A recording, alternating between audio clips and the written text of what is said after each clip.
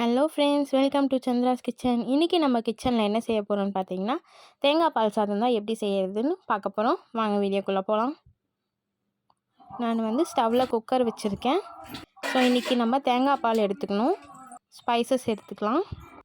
இப்போது குக்கரில் தேவையான அளவு எண்ணெய் ஊற்றி, எண்ணெய் காஞ்சதும் பட்டை, லவங்கம்,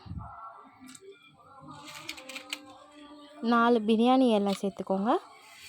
சோம்பு சேர்த்துட்டு இதெல்லாம் நல்லா பொரிஞ்சு வர வரைக்கும் விட்டுடலாம். ஸோ இதெல்லாம் இப்போ நல்லா பொரிஞ்சு வந்துச்சு. இப்போ நம்ம ஒரு 6 பச்சை மிளகா சேர்த்துக்க போகிறோம். நம்ம வெங்காயம் சேர்த்துக்கலாம். வெங்காயம் சேர்த்துட்டு ஒரு 10 பல் பூண்டு சேர்த்துக்கலாம். இப்போது ஃபைனலாக கருவேப்பிலை சேர்த்து இதெல்லாம் நல்லா வதங்கணும். வெங்காயம் ப்ரௌன் கலரில், கோல்டிஷ் கலரில் வர வரைக்கும் நம்ம இதை மிக்ஸ் பண்ணிகிட்டே இருக்கணும். ஸோ இப்போ வெங்காயம் நல்லாவே ப்ரௌன் கலரில் வந்துடுச்சு. இப்போ நம்ம 2 கிளாஸ் அரிசி சேர்த்துக்கிறோம். 2 கிளாஸ் அரிசிக்கு நம்ம 4 கிளாஸ் தேங்காய் பால் சேர்க்க போகிறோம். அதே கிளாஸில் மெஷர் எடுத்து.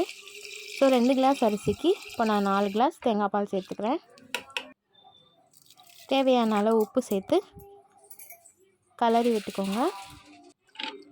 அப்போ தான் உப்பு எல்லா இடத்துலையும் மிக்ஸ் ஆகும்.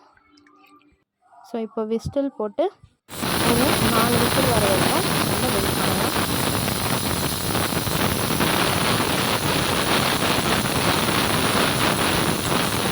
இப்போ 4 விசில் வந்துடுச்சு. நம்ம தேங்காய் பால் சாதம் ரெடி ஆகிடுச்சு.